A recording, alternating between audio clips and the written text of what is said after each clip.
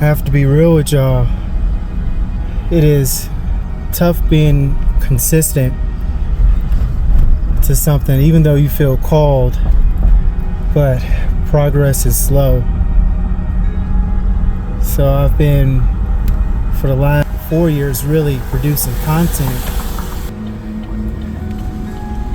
And so I often have to revisit the reason why I'm doing it. One is because I feel that I'm called to have something in me that I've held in for too long, and it's of benefit to someone else.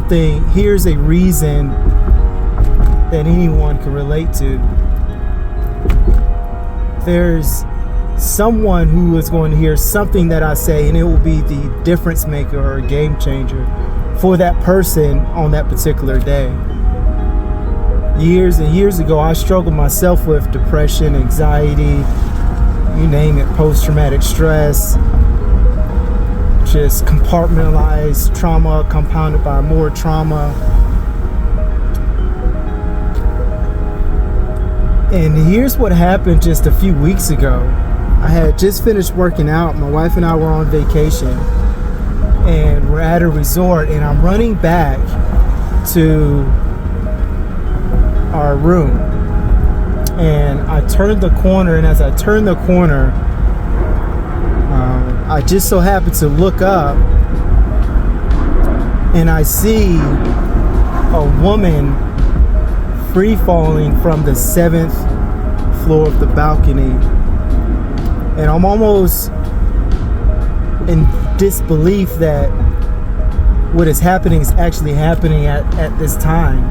And it all happened within a couple of seconds. And she hit the ground like right in front of me. And so I stopped to see if she was still breathing. I didn't move her because her neck may have been broken at the time, and her body was halfway in the bushes. And I'm gonna warn you, this is pretty graphic for anyone who's listening, but this is a part of my why, and that's why I'm talking about it. And she was fighting for her breath, fighting for it. I check her pulse.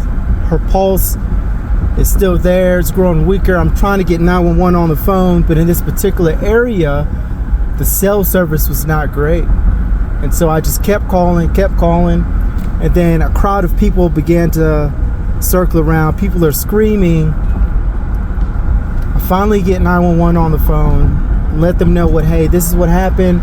I don't want to move her because I think her neck is broken, or it may break if I move her. It's probably time to start CPR because her pulse is beginning to become faint. And they advised, don't move her, just stay on the line, help is on the way. And at this point, 2 nurses come up to assess what's going on. And 911 still does not want us to begin CPR, but you can just see that she is almost out of breath.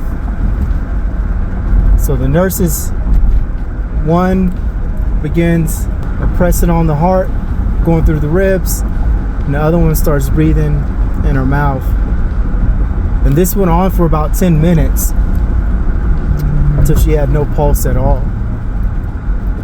And so I think about that situation, and I think about other situations,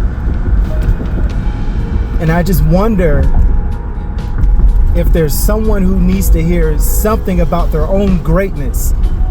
Someone that needs to be reminded of the beauty and the uniqueness that's inside. Someone who needs to be reminded, though, even though it's not now, that doesn't mean it's not never. Someone who needs to be reminded that tomorrow is another day, and tomorrow could be greater than yesterday, and the next day could be greater than that day.